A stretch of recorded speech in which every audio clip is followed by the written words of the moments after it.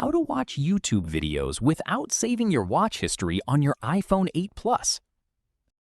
If your YouTube app doesn't have incognito mode, don't worry, you can still prevent YouTube from saving your watch history by pausing it. First, open the YouTube app on your iPhone 8 Plus. Now, tap the U tab in the bottom right corner of the screen. Next, tap the settings icon in the top right corner. Inside the settings menu, tap Manage All History. This will open your YouTube history settings. Tap the Controls tab at the top of the screen.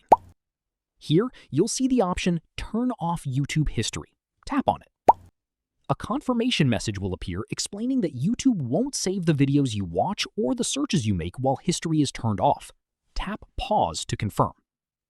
That's it. From now on, the videos you watch won't be added to your YouTube watch history, and they won't be used to personalize your recommendations while history is paused.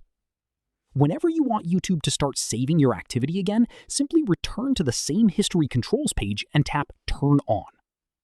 So, this is the easiest way to watch YouTube without saving your watch history on an iPhone 8 Plus, even if your app doesn't include incognito mode. And that's it.